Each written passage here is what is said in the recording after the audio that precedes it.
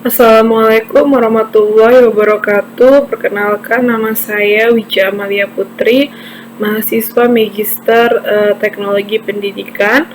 Nah, pada kesempatan kali ini kita akan melanjutkan yaitu analisis ras model pada data-data politomi. Nah, jika sebelumnya kita sudah melakukan data dikotomi yang hanya dua jawaban, yaitu benar atau salah, 1 atau 0. Nah, kali ini kita akan melakukan di data politomi yang dimana memiliki pilihan jawaban itu lebih daripada 2. Jadi, biasanya data politomi ini digunakan pada skala-skala dalam bentuk Likert scale gitu, dimana ada pilihan 1, 2, 3, 4 atau 1, 2, 3, 4, 5 gitu, tergantung dari instrumen yang kita gunakan. Nah, contohnya pada kesempatan kali ini kita akan menggunakan instrumen dari digital literasi mahasiswa yang sudah kita dapatkan di semester yang lalu.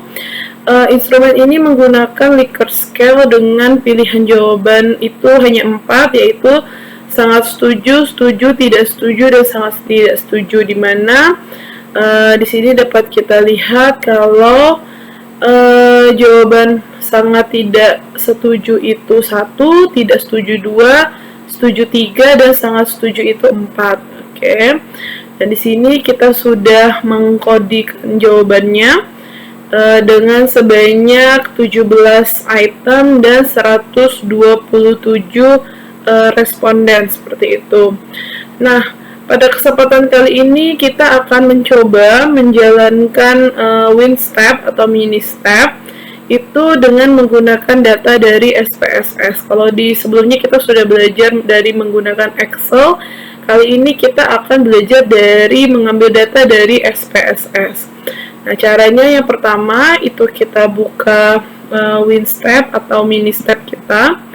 Nah, ketika keluar dialog box seperti ini, kita klik ya import from Excel, SPSS, dan sebagainya. Lalu kita pilih yang SPSS. Nah, di sini kita select SPSS file.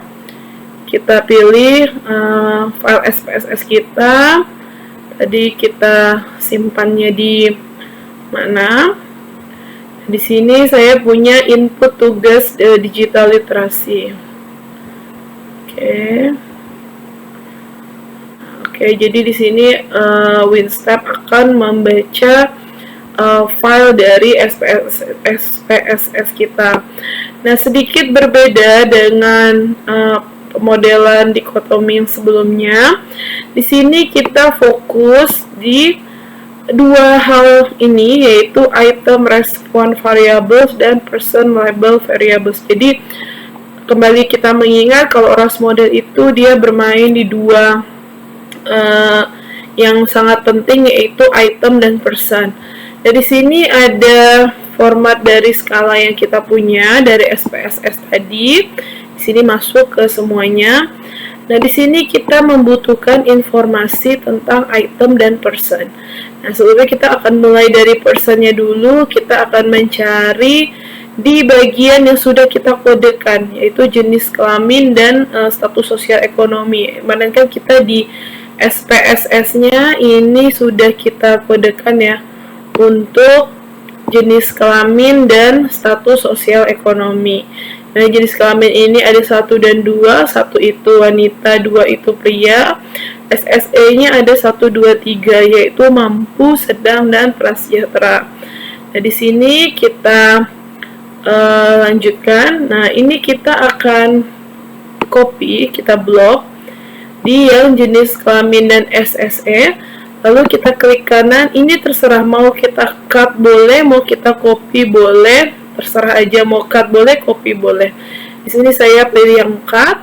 Lalu saya naik ke atas, pindahkan di bagian yang person. Jadi jangan kebalik. Ini adalah informasi mengenai person, ini kita pastekan. Nah, jadi jenis kelamin dan status sosial ekonomi ini adalah informasi person dari data yang kita punya. Lalu kita ke bawah kembali, ini adalah yang sudah kita kodekan. Kalau yang atas ini kan yang belum kita kodekan. Nah, kita butuh yang sudah dikodekan, jadi yang bawah dari sini yang suka guna TIK ini sampai ke sini. Ini adalah 17 item yang sudah kita kodekan. Nah, ini terserah mau cut boleh, copy boleh.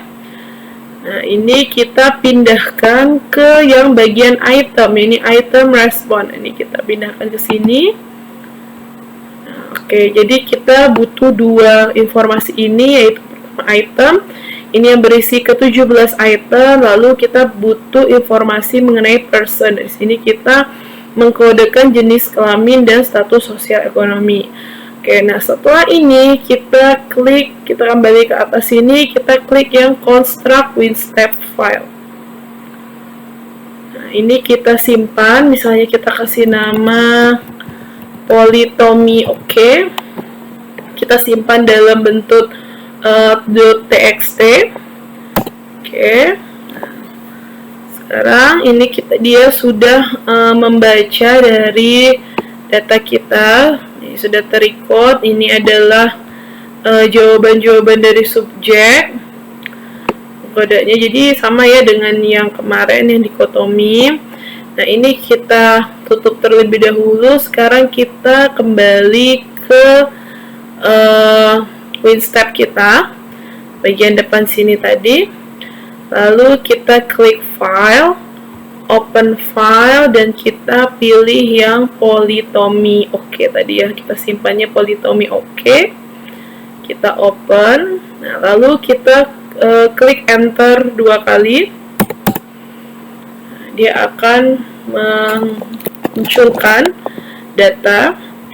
Nah, di sini sudah terlihat ya, ini banyak sekali datanya. Nah, di sini kita mendapatkan info mengenai person reliability dan item reliability seperti tadi. Di sini person reliability-nya 0,88, item reliability-nya 0,97. Jadi ini bagus ya gitu. Nah, nanti kita akan lihat di interpretasinya. Nah, pertama seperti tadi di sini ada output table yang mempunyai banyak sekali menu sesuai dengan kebutuhan yang kita perlukan. Nah, pertama misalnya kita dari summary statistik kembali ya seperti tadi. Nah, ini lalu kita buka di catatan kita. Nah, di sini ada summary statistik ini. Yang pertama itu ada informasi mengenai person measure gitu ya, sama seperti tadi. Nah, di sini ada yang person. Ini ada measure di rata-ratanya itu adalah di 2,96. Jadi ini adalah rata-rata logit person. Nah, di sini dia bernilai positif, yang artinya nilai rata-ratanya ini responden itu menjawab item-item itu dengan sangat setuju atau setuju gitu. Nah, karena ini datanya adalah data Likert scale untuk mengukur digital literasi, jadi dia bukan benar dan salah gitu. Jadi ini maksudnya adalah rata-rata responden itu banyak menjawab item-item tersebut dengan sangat setuju atau setuju seperti itu. Jadi dengan nilai yang tertinggi, karena tadi kan yang tertinggi itu kan sangat setuju ya, nilainya 4 gitu, seperti itu. Nah, lalu kita mendapatkan informasi. Nah, ini yang tadi ya, person reliability-nya ini 0,88, lalu di bawahnya itu item reliability. Nah, di sini itu di 0,97. Nah, di sini dapat kita lihat kriterianya sama seperti tadi kriterianya. Nah, person reliability-nya itu 0,88, berarti masuk di kategori bagus ya di sini. Lalu item reliability-nya 0,97.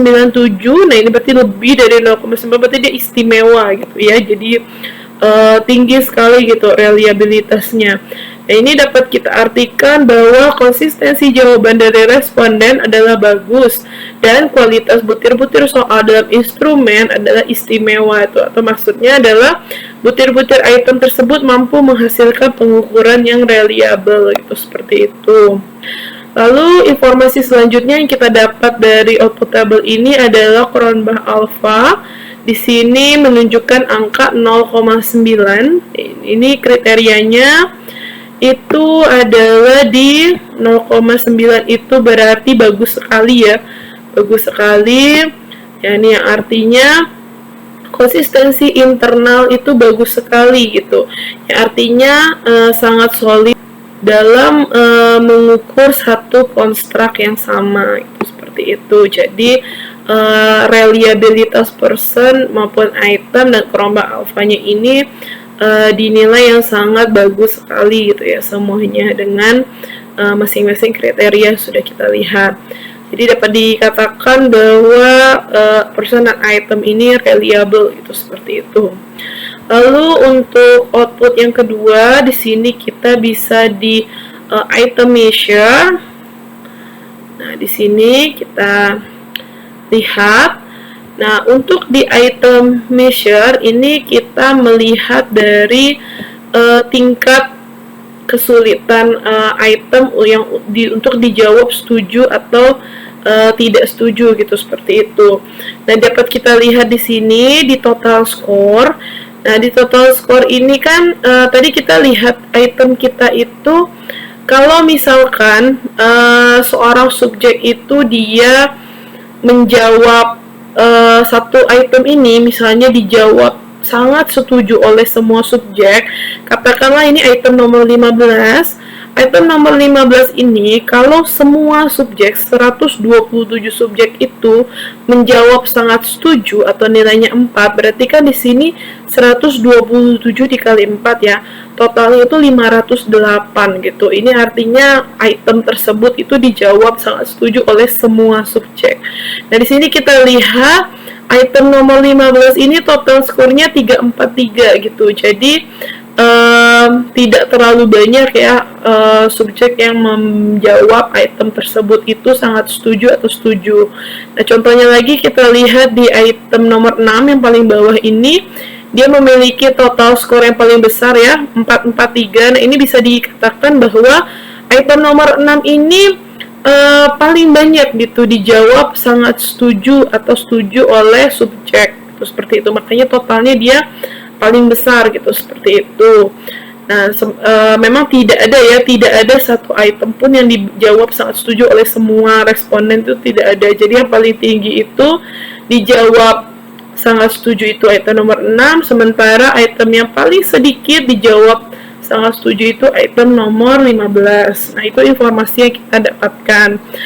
Lalu dari nilai measure, nah nilai measure ini butir item yang 15 ini memiliki item measure 2,21 ya. Jadi ini semakin tinggi itu artinya dia paling sulit. Nah, kalau tadi di dikotomi itu paling tinggi, ini artinya yang paling sedikit yang benar.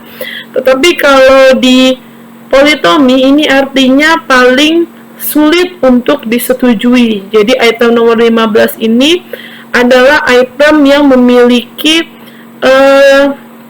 kecenderungan responden itu menjawab itu tidak setuju gitu, jadi sangat sulit untuk disetujui gitu, seperti itu. Nah, sementara item nomor 6 itu measure-nya paling rendah di minus 2,12, artinya item nomor 6 ini adalah item yang paling mudah disetujui gitu, seperti itu gitu cara membaca dari item measure seperti itu. Oke, kita lanjutkan. Sekarang kita ke item fit order. Kita akan melihat fit atau misfit ya, atau valid atau tidak validnya. Nah, di sini item fit ini untuk melihat apakah butir-butir item ini itu betul melakukan pengukuran ataukah tidak gitu, valid atau tidak. Nah, ini kriterianya sama seperti tadi, ada outfit MNSQ, outfit Z standar, measure core. Nah, di sini kita lihat contohnya ya.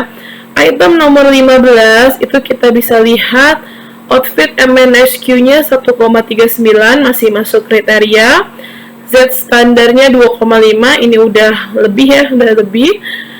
Measure core-nya 0,54 masuk. Nah, tapi karena Z standarnya ini tidak masuk di kriteria, jadi ini bisa dikatakan misfit ya. Misalnya kita tulis di sini item ini misfit, seperti itu.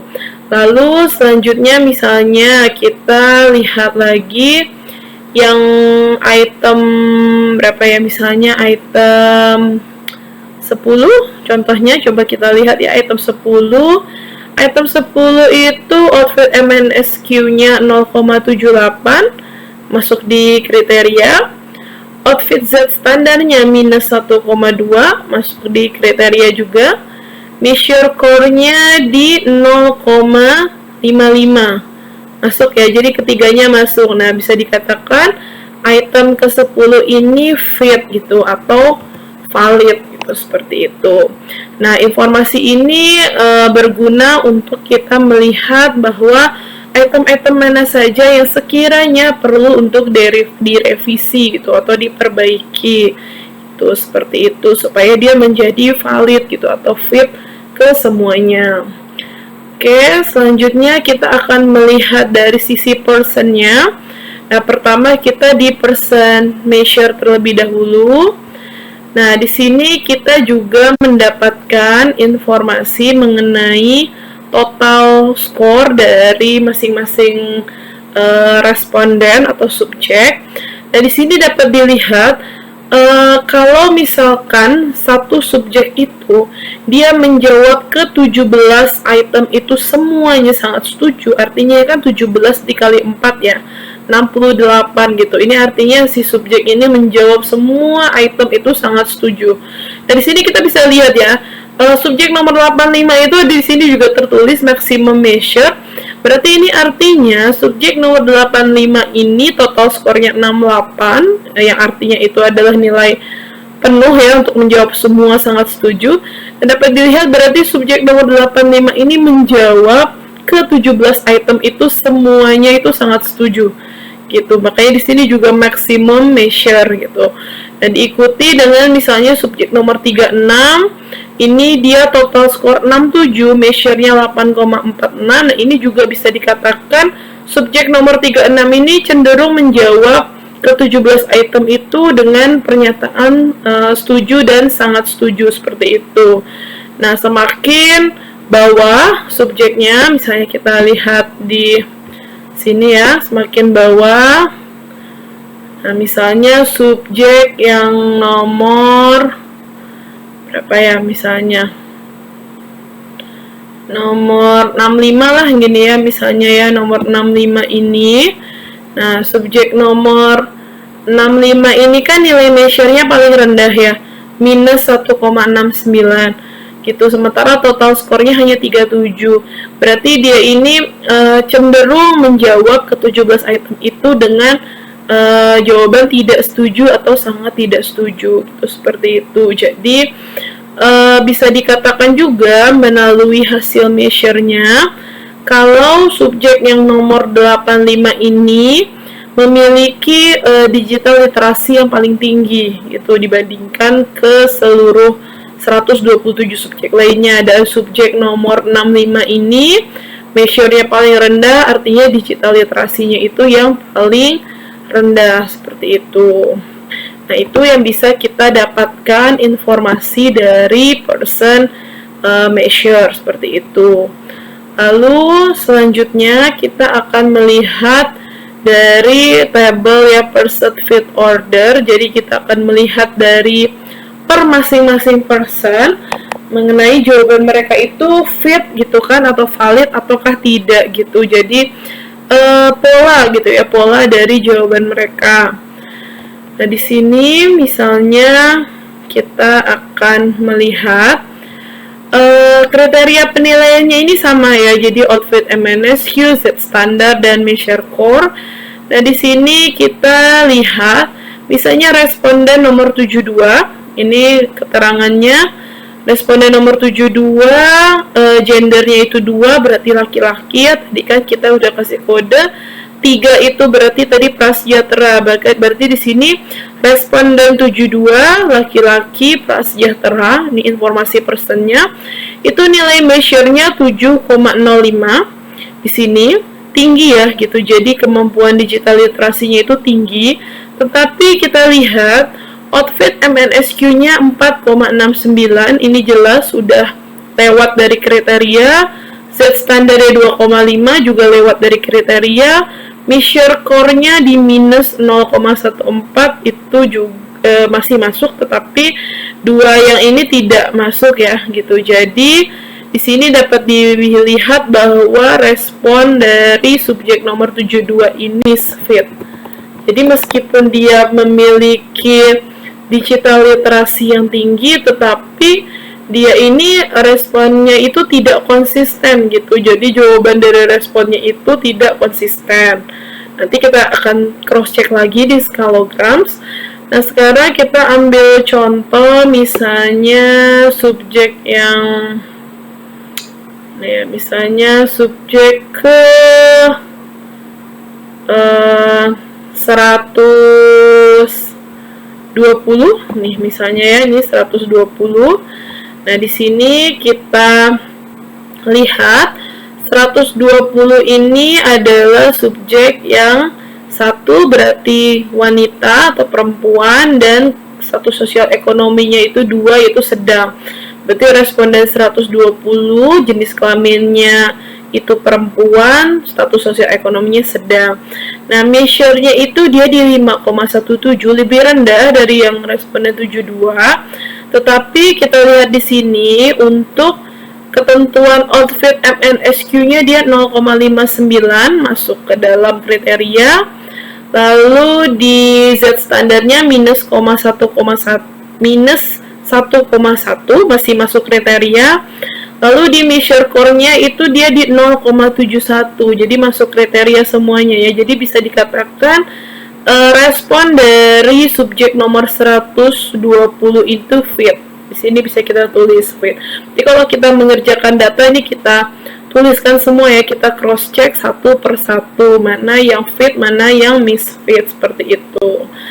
Nah, dari sini kita bisa lihat bahwa responden 72 itu meskipun memiliki kemampuan digital literasi yang tinggi, tetapi jawabannya itu tidak konsisten gitu, seperti itu. Bisa dikatakan ya bisa kemungkinan mendebak-debak aja gitu kan, atau ya tidak konsisten gitu antara satu item dengan item yang lain. Nah, sementara responden 120 ini kemampuan digital literasinya itu lebih rendah daripada yang nomor 72, tetapi jawabannya itu konsisten gitu. Jadi lebih tertata gitu jawabannya antara satu item dengan item yang lain yang berkorelasi itu sama gitu jawabannya, seperti itu.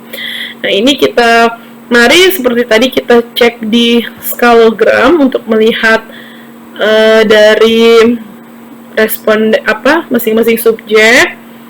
Nah, di sini bisa kita lihat tadi ya, kita dapat informasi ini kalau item makin ke sini itu artinya makin mudah, makin ke sana makin sulit ya, sesuai ya tadi. Kita bisa buka juga di rank map. Di sini kita lihat di rank map. Nah, bisa terlihat bahwa item yang paling sulit itu memang item nomor 15. Ini kita bisa cross check. Nah, di sini yang ke-15 itu item yang yang saya itu maksudnya sangat familiar dengan hal-hal yang berkaitan. Nah, itu yang paling sulit. Sementara tadi yang termudah itu memang item nomor 6 ya. Nah, ini kita harus cross check sendiri ya, depannya betul nggak gitu kan, gitu tadi gitu kan. Nah, sementara jadi di sini memang terlihat, nah ini yang nomor 6, jadi ini kan kayak yang banyak potensi atau kegunaan dari teknologi. Nah, itu dianggap item yang paling mudah. Jadi di sini bisa terlihat, nah ini seperti tadi subjek nomor 85 itu dia menjawab sangat setuju untuk semuanya kan. Memang iya ya, tadi kita lihat subjek nomor 85 ini dia paling tinggi karena dia menjawab sangat setuju untuk semuanya. Itu dia berjenis kelamin laki-laki dan status sosial ekonomi itu sedang. Lalu tadi kita lihat yang agak ini subjek yang 120. Nah, itu kan dia di sini ya. Jadi dia agak jauh nih peringkat digital literasinya dari si yang nomor 85. Tetapi dia itu polanya itu lebih teratur gitu kan. Oh, tadi dibandingkan bukan dengan 85 ya, tapi dengan yang 72 maksud saya. Nah, dengan yang 72 ini mungkin ada item-item yang sebenarnya itu mengukur hal yang sama, tetapi dia tidak konsisten gitu menjawabnya. Sementara nomor 120 ini lebih konsisten gitu, seperti itu. Jadi scalogram ini bisa memberikan kita informasi bagaimana sih pola jawaban dari masing-masing responden seperti itu. Nah, jadi sekian gitu yang dapat saya sampaikan pada kesempatan kali ini untuk analisis ras pada data politomi. Lebih kurangnya saya mohon maaf. Wassalamualaikum warahmatullahi wabarakatuh.